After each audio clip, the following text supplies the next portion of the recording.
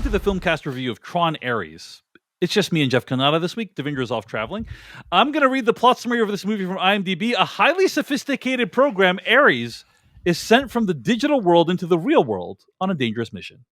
End quote. Jeff Kanata, what is your feeling on the Tron series? Like, what do you, when you think of Tron, what words come to mind for you? Well, it's complicated because as a kid of the 80s, Tron was a big deal to me. I had Tron action figures as a kid that I played with. I loved Tron. And as a kid of the 80s who was obsessed with the early days of computing, I mean, even more than my peers, the idea, I was into video games when video games were nerds territory, right? There was not. It's hard for people to even recall what it was like, but video games weren't cool. They weren't mainstream. Right. When the era we're talking about was, video games were a niche thing. And I was super into that. I had a very early PC as a kid. My dad had a TRS-80 Model 3. I learned how to program BASIC. I was a nerd who was into computers and into Star Wars and into movies. And so here was Star Wars inside a computer. Are you kidding me? I loved it. So I definitely have a soft spot in my heart for Tron, the original. And when you look back on it, do you feel like it's a good movie, or do you feel so you just have like nostalgia for this is a movie that did stuff that I thought was cool, right? Yeah, as a fondness, it's one of those movies where it's hard to even acknowledge its fault. I mean, I can see them, but it's covered over in such a heavy layer of kid nostalgia and fondness that it's hard to even, be critical of the movie. But it was one of those 80s knockoff wanna be a Star Wars thing. And it kind of doesn't make much sense, but man, the art direction and the visual design and the cutting edge visual effects at the time were so captivating and so cool. And as a kid who literally programmed transcribed from a magazine, the basic source code, onto my TRS-80 so that I could play Snake, or as I called it, Light Cycles, and then here is a movie. Like it's hard to even express that to young audiences where it's like, well, I got the Super Mario Brothers movie and it makes total sense, and Minecraft movie, and look at that. And it's like, no. That just didn't happen back then. I had Light Cycles on the big screen. Like what my brain, every time that the stupid little block of color got longer on my, monochrome monitor, I imagined a tiny, awesome looking motorcycle in there. That's what my imagination was doing. So the movie is not great. And then, Tron Legacy comes out. And again, the visual aesthetic, the vibes are so good. Like the original Tron's look and feel elevates what is a very mundane script and concept into something that is memorable and indelible. We, on the Totally Rad, we talked a lot about the Totally Rad Show this episode, but Dan and Alex and I used to talk about Tron water as being the most desirable. Do you remember when they drink water out of the Frisbees in Tron? Tron water looked like the most delicious thing in the universe.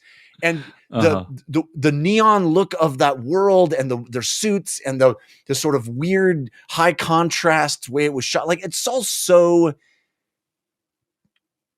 unprecedented. Like nothing looks like Tron except Tron. And so that visual vocabulary is still, I think, has power and potency. And I think Tron Legacy shows that, again, a bad movie can still have something captivating about it because of just that visual language and, the Daft Punk score from that movie and all that stuff. Like, that movie's bad, but man, do I want to ride a theme park ride that is based on Tron? Hell yeah, I do. Right. Do I still see that neon look and immediately think of Tron? Hell yeah, I do. It sort of transcends its mediocrity because of its art direction. Right. And I think for me, one of the valuable things you learn from the Tron movies is that movies sometimes can be more than the sum of their parts, or to put it a different way, sometimes the parts of a movie can be better than the movie. Yeah, no, the opposite Right? way. The What you're opposite, saying is right? the opposite of the sum of their parts. Right. The division of their parts. The division of the part, like if you break the parts into individual pieces, sometimes those can be better than the movie itself. That's right. Right? Yes. And in the case of Tron Legacy, as an example, just the soundtrack is one that still is good to this day. Like I have listened to the soundtrack to Tron Legacy way more times, approximately 150 more times than I've watched the movie. Right. And I think that the update to the look worked. The update, they modernized that aesthetic, and it works 100%. All that said, Jeff Canada, right, with that history of the looks, the sounds, right, the Tron movies have always looked and sounded better than the movie actually is. What did you think of Tron Ares? Well, Dave, I guess you could say what I thought of Tron Ares is best summed up in the form of a limerick. Let's hear it, Jeff. The characters and plot details are the only spots where this one fails. Oh. Why not just edit those out so instead it's a video from Nine Inch Nails? Nicely done, Jeff. Nicely done. That was good. Again, the soundtrack rocks on this one. I saw this in a Dolby Atmos theater, where I mean the soundtrack kicks in and you just like you just into that Nine Inch Nails soundtrack. There were multiple points watching this movie where I literally had the thought to myself, "Holy shit, this soundtrack is good!" Like so good. And the opening credits when you're watching Jared Leto's body be built. Yeah. And then the soundtrack kicks in and it's just like thumping and you feel it in your body. I saw it in IMAX. Worth it for the sound alone. Yeah. I came home. I tried to like replicate that feeling at my home theater. Not nearly as good. I mean, laying down on your strange bed of nonsense. My strange bed of nonsense. Grow your hair long and your goatee. Yeah, I get it. You're trying to replicate it. I understand. No, just the audio, the oral, AURAL experience.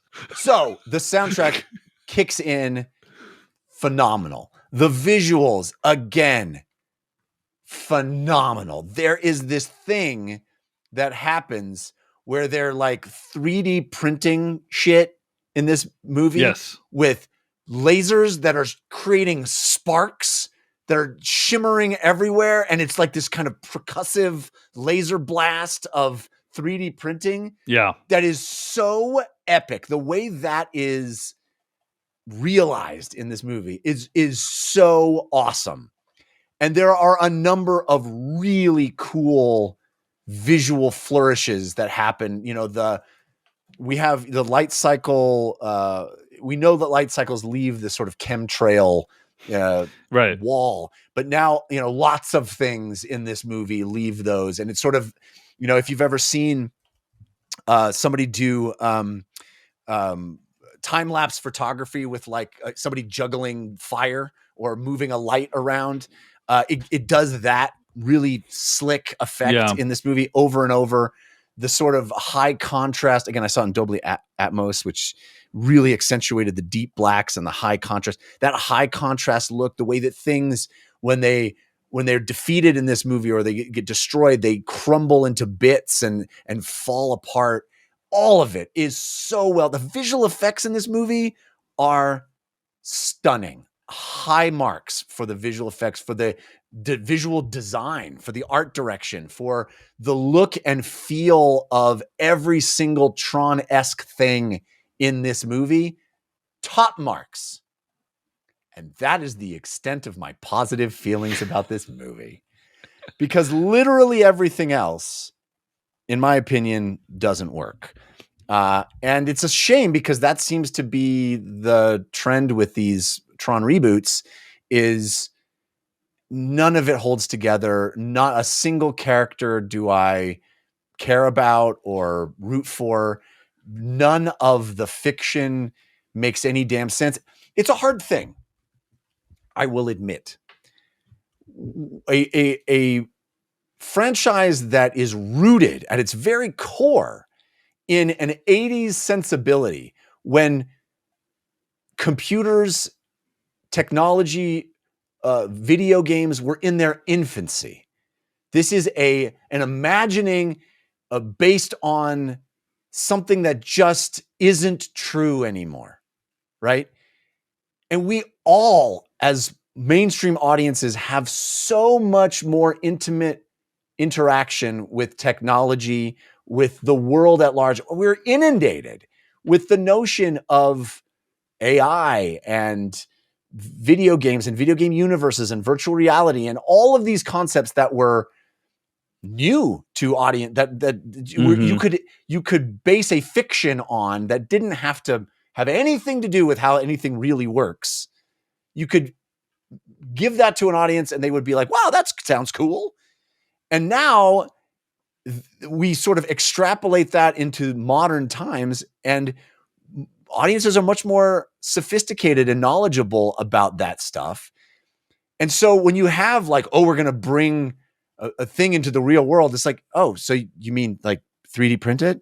What do you mean? You mean like, because I could do that at home with this $300 thing I bought, you know? And again, it looks amazing. It's way cooler than the $300 thing I bought, but it's still like not a crazy sci-fi concept. It's not a whiz bang amazing thing to be like, well, we just 3D printed a really big tank, dude.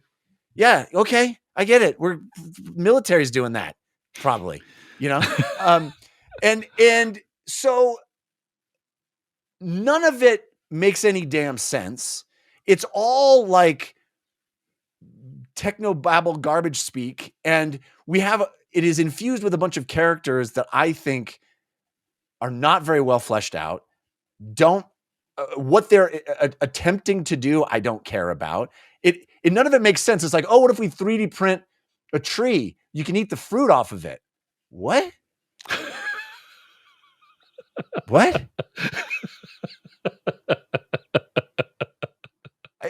So, and so the central concept of Tron Ares is, as we played in the trailer, we don't go into the digital world. The digital world comes into our world. Which is legitimately novel and cool to see light cycles in a real city. Like, sure. I think that notion is cool. Yeah. But the foundation upon which we build that idea in the movie is patently ridiculous. And ultimately, I think doesn't work because it's a goofy. It like where this movie takes all that is goofy, and it ultimately is kind of dumb. And I think that, and the biggest problem with this movie is the Jared Leto character, which on the face of it is just dumb, and what they do with it is even dumber. Like there's a movie like he's a fan of Depeche Mode. Okay, anyway, I'll let you talk, but none of what this movie does works for me, except that it's a fucking amazing music video. It's a hell of a music video. Yeah, and I mean, first of all, Jeff, you say it's goofy. This is a franchise that imagines, hey, imagine if the code you put into the computer was little guys. Like, right. The code is little guys. Right. And they like run around in these little circuit board cities and such. And it's like, okay, that is the foundation of the franchise. Right? I agree with you, but I do think there was room in that original movie, and maybe this is just my headcanon, right. But there was room in the original movie for it to be like, this is Jeff Bridges' concept of, like, he got beamed and this is the only way his brain is able to rectify this world. Wow. You know? Okay. Well, I think we are way far away from that by this film. Right. Well, sure. No, and so, agreed. Like literally, the code is little guys in this one, right? Yes. It's these little tiny guys with these little computer cities in there. Like, what if the code was just little dudes? Well, and the craziest thing about all this is that no matter what code, it all is the same dudes. It's the same dudes. It's right. We know as like that. It makes sense in the first movie that he wrote a game called Tron, and so we're going into the game called Tron. But in 2025, there's an internet. Yeah.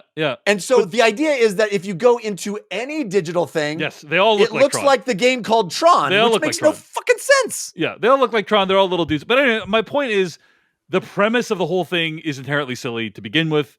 And so if you can accept that, then I think you can accept a lot of things going on in this film. I think the biggest issue with this film is it can't decide who its protagonist is, right? You have Greta Lee, who's doing as good of a job as she can, given what I have to imagine is extremely challenging circumstances, trying to emote with nothing there. And then you have Jared Leto, and to paraphrase Jenny Nicholson, he's not good at acting. People hate working with him. He's not a box office draw, but at least he has horrifying allegations against him. So, of course, you got to put him in the movie. I don't know why people are still casting him in anything.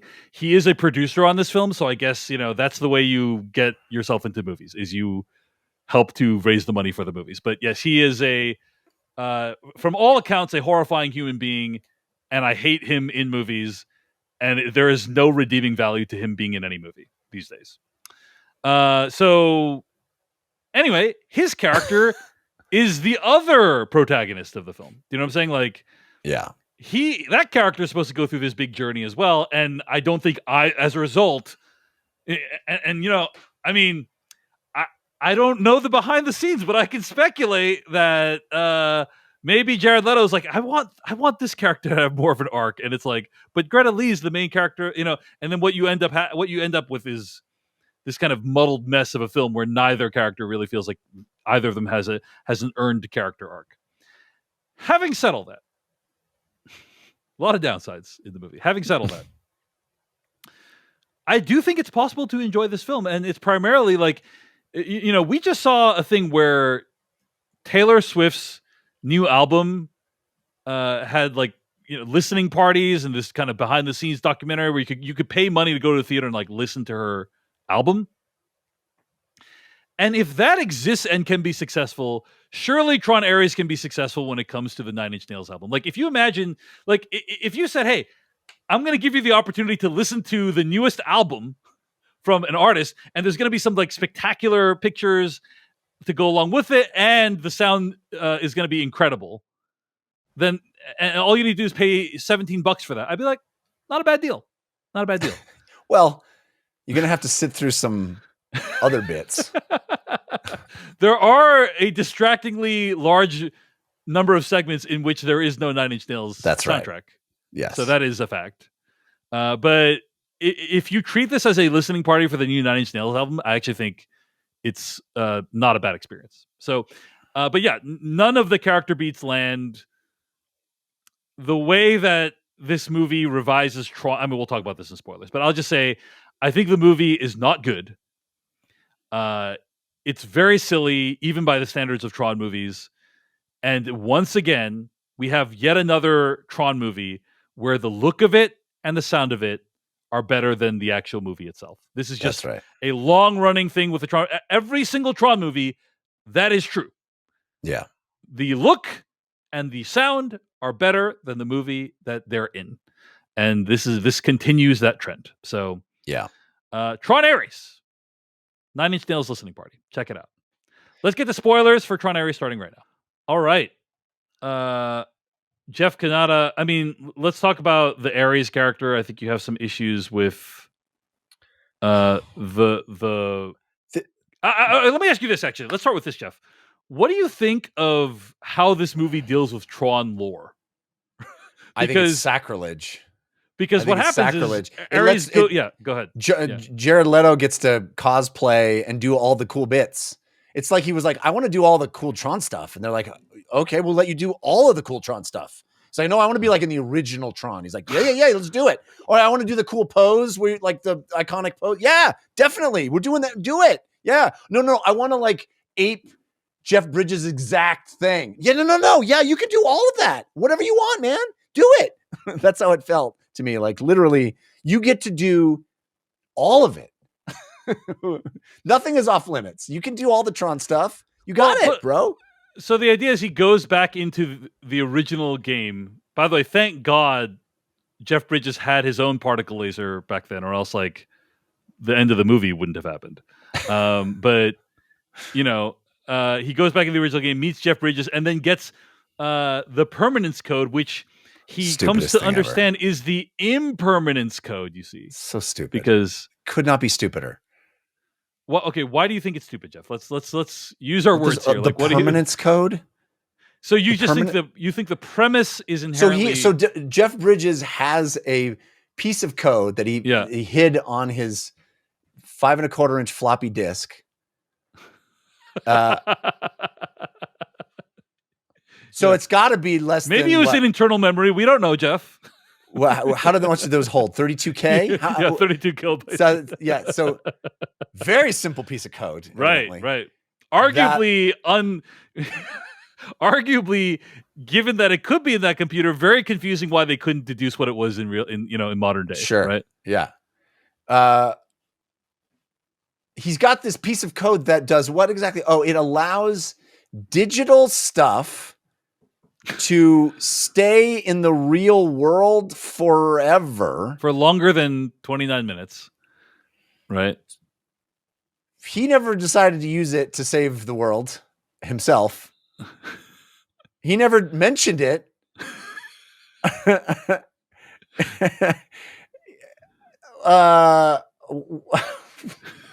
What? And what's the notion? The notion is that if you reverse the laser that transported him into the computer, it will transport stuff in the computer outside of the computer. Right. But that stuff that's outside of the computer that's been ostensibly 3D printed, it's a lot of suspension of disbelief, which I guess you can get to. But I think the concept of we have this tiny little piece of code is what we need to keep it here. And Jeff Bridges has it. Because why wouldn't he? He's the actor that we got. It's like it turns into Ready Player One. I like how this movie said, fuck Garrett Hedlund. Like, we're not even going to think about that guy. One, fuck Bruce Boxleitner, I guess. But for Tron Legacy, Garrett Hedlund, they show pictures of it. Also, by the way, I know it's just jumping around a lot, but the craziest thing about the movie full of crazy stuff is that the end promises you Olivia Wilde in the next one. He's got the picture of Olivia Wilde and he drives away on his motorcycle going to look for her. Yeah. I was like, you have no deal with Olivia Wilde. She is not coming back for this franchise. We know it. Everybody knows it. I don't agree with your interpretation that is what the movie is promising. It's just saying it's a little Easter egg. It's like, oh, that's who he's going to go look for. Which, by the way, please, Olivia Wilde, stay the fuck away from Jared Leto. But I don't think you need to tell her. But also, really, what it promises is Julian being on the Dillinger grid, and now he's gonna rule over that, or that whole thing, right? Yeah. How Evan Peters. By the way, random aside, I saw someone online mention the movie might have been better if Evan Peters and Jared Leto swapped roles. Yeah, that could have been interesting. Yeah, but anyway. I love the notion too at the end that this computer creation can just take off its costume and wear other clothes and dye its hair different. Cool. This digital thing is all the physical properties of a real person apply to it, I guess. It's not just a digital, because you get the sense that the physical properties of the real world don't apply because they can cast lights in the sky and fly around in giant space things. Yeah, I mean, very often, Jeff, you'll bring up these things, and on the podcast, I'll be like, "No, Jeff, this." But this is one time where you and I are in complete alignment. The movie makes no goddamn sense. This, you cannot think about anything in this movie for longer than 7 seconds, or else it will all fall apart. It will fall apart as rapidly as a 3D printout in. And it is weird that you can print organic things in general, right? That is strange. You could make an argument that he's not organic until then. Yeah, we eat an apple and now it feeds the hungry, and it's like you could 3D print food. Okay. Right, like if you could 3D print food, but it vanishes after 30 minutes. Like, so the food vanishes after 30 minutes. So there, like, does it still have the nutrient? Like, can your body still absorb like when you absorb the nutrients, do the nutrients go away? Do they just vanish in your body after 30 minutes? It makes no sense. The fucked up thing about this, Dave, is that we have 3D printing. Mm-hmm. Like, that's a thing. That's not a sci-fi concept. That's a real thing that we can look at and go, you're doing a version of a real thing. Right. And you can't print oranges. Right. Using 3D printers. So like your crazy concept of pulling something out of a computer and making it real, I can do. I don't do it the way you do it in the movie, but that just makes me think you're wrong. That's not makes me think, oh wow, sci-fi moment. It makes me go, no, that's not. You're doing the thing that we all do. But again, it's a movie where code is little guys, Jeff. I keep coming back to that.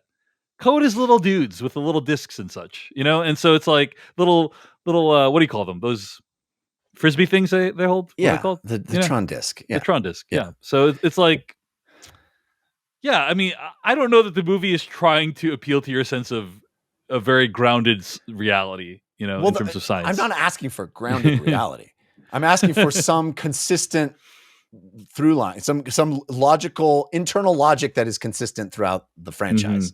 Mm-hmm. I think the biggest misstep that they made, and again, I understand that's the temptation because we have moved into a new age of technology and video game prominence. Mm-hmm. But the biggest mistake they made with this franchise is not thinking there is something unique about Tron, the program, that allows you to do this. The moment they went, all computers are this. When Evan Peters is typing into his computer, it's the Tron world that he's manipulating, basically, right? Yeah. It should have always been. The title is Tron.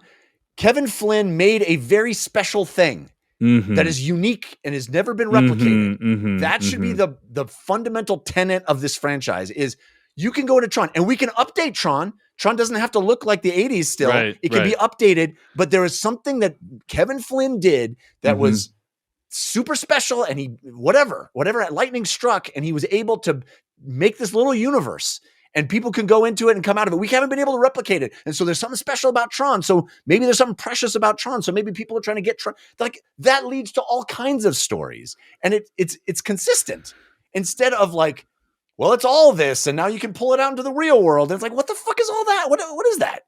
None of that makes any goddamn sense, and it's stupid. So, there is a way to do this franchise, I think, in a cool way. And I also, that moment where he goes into the original Tron, I went, well, this is awesome, and I hate that it's awesome, and I also hate that he's doing it. And it comes to nothing. Like it's a masturbation. It's like it's member berries for no purpose. We get to Kevin Flynn, we get to Jeff Bridges, but like for what? For what? It's a dumb Ready Player One moment of going to the guru on the mountain instead of doing something actually interesting with it, which it could have been interesting, and it's not. And again, I know I'm mad because I like this franchise for some dumb reason. The movie could have also had literally anything to say, but something specific to say about AI. Because here we are in the age of AI, and if you're going to make a movie where we created the super soldier who is based on AI, but it literally has nothing to say about any of that. And it's a total missed opportunity because we're steeped in it. The audience has the knowledge that you can pluck from and use. Makes me mad. A real missed opportunity, and really where I mean, to the extent that the movie's saying anything about AI, Jeff, it's about how being human is better than being machine. In terms of the AI themes of the movie, there is this conflict between Athena and Ares, where Athena represents the kind of machine, and Ares has figured out what the permanence code means. It's an impermanence code. It's what it means to be human. It's this conflict between human and machine, and Athena and Ares. And yes, it's a very weak message, but I think it is still there. Having said all that, apparently there was AI art at the premiere of Tron Ares, And so I feel like the marketing team didn't get the memo about what the movie's actually trying to say. And to the extent that the movie says anything, it's very, very weak about it. I don't think it's like a really strong No, message. it has nothing to say. It has nothing to say. But it like this could have been a really cool exploration of that notion of like, sure. you know, I don't think it has nothing to say. I don't think it has nothing to say. I think it has nothing to say. It has something very weak and not very profound to say. That's what I have to say. And banal and yes, uninteresting. Sure, yes. But that's not nothing, Jeff. Banal, to me, this is the tepid thing all over again, where you're like, what's the opposite? I'm on the opposite. Yeah, you're right. You're right. It's the opposite. You're right. It's the opposite of the tepid thing. You're right. So, having said all that, Jeff, I gotta say it was cool to see light cycles in the city. Okay, like hell yeah, dude. Light cycles are still awesome. They'll always be awesome. Flying light. I gotta say the way that the film they shot the light cycle stuff. So they were often like. It looked like a camera mounted on the light cycle itself is what it looked like, which is just like, it just like adds to the believability and realism of that object being in physical human space. And so I actually thought that sequence was legitimately really, really well done. The cutting the police car in half and you know, like all that stuff. The whole time I was like, wow, this is really fucking up traffic for everyone. Like how and then of course, like the light cycle goes away because after 29 minutes. The only other thing, by the way, that really bothered me about the movie, at the end of the movie, Jodie Turner-Smith's character Athena prints out that recognizer thing, and then Evan Peters' character says, "Hey, this is too big. Like you can't print this out." And then she's like, "Fuck, I'm printing it out anyway." Literally printing that shit out would take at least 10 minutes on its own. Then another 5 to 10 minutes to get into town. You only have like 5 minutes to do anything once you're there. So like by the time she's heading there, I'm not worried because I'm like, yeah, it's almost over. Like it's okay. It's okay. Like there's nothing to worry about. I did like the idea of if we don't stop Athena, she's just gonna keep going back. I like the idea of. There's a kind of It Follows, if you've seen that movie, like this It Follows I love that movie. Yeah. idea of, Athena, she'll just keep replicating and self-printing and then just coming for me. We need to stop this at the source or else I'll be killed. Now, the way they stop it is, boring, hacking into it. That's not very compelling. The other thing is, we haven't mentioned the fact that Gillian Anderson, Hassan Minhaj, and Arturo Castro are all in this movie. All actors I like. Yeah. If you removed any of them, all of them, the movie is unchanged. Yeah. Unchanged. They offer no impact. I mean, other than Arturo Castro having some funny lines. Well, they serve some plot function, but they provide nothing else of it. Like they don't do I think you probably need one of those people, Jeff. Right? You need one of those to do other plot things. Gillian Anderson's there to just make Evan Peters more evil, I guess. Hassan Minhaj, I don't know why he's there. Well, if Gillian Anderson is not there, I mean, I'll tell you what the functions of all are, Jeff. Like, Gillian Anderson is not there. Evan Peters doesn't realize he's become a monster by the end. And that is important for his character, right? Right. Hassan Minhaj needs to help them hack into the mainframe or whatever at the end of the movie. Could her friend Arturo have just done that by himself? Absolutely, yes. Yeah. They did not need Hassan Minhaj. I did like his line. There's a reason I have the corner office. That's a pretty cool line. Yeah, I like that's that funny. line. That's funny. Yeah. But I also think that scene where Jared Leto and Greta Lee first team up for the first time and they're like flying out of the grid city is really cool. Yeah. Incredible. Because the freaking music is cranking. The music is cranking. Like he's flying so fast that like the water behind him is creating sonic booms and whatever the hell. Like it's incredible. Yeah. The first scene where like all the Tronnies are attacking and they walk up the wall. Right. That's awesome. Is that what they're called, by the way? Tronnies? No, I just did that. The Tron train? I don't know. What are they called? Yeah. I guess I just wanted to explain that there are actually good thrilling sequences in the film. So yeah, dude, there's so much cool in this movie that is wasted on a bad script, and that's a bummer. Like the triangle disc is awesome. There's so much of like I said, the hang glider dudes are awesome. There's a lot of awesome and it's so dumb. Agreed. Okay, well, despite everything we've just said, at the end of the day, it is really impressive that Joachim Ronning made a movie. Thank you so much for watching this video of the Filmcast. Check out these other videos that we have available, and be sure to hit like, subscribe, and hit that bell icon to get other videos from us in the future. You can also go to thefilmcast.com to catch all of our audio podcast versions of all of our episodes. And support this podcast at patreon.com/filmpodcast, where you can sign up for ad-free episodes and exclusive After Darks. Thanks so much to everyone who makes the Filmcast possible.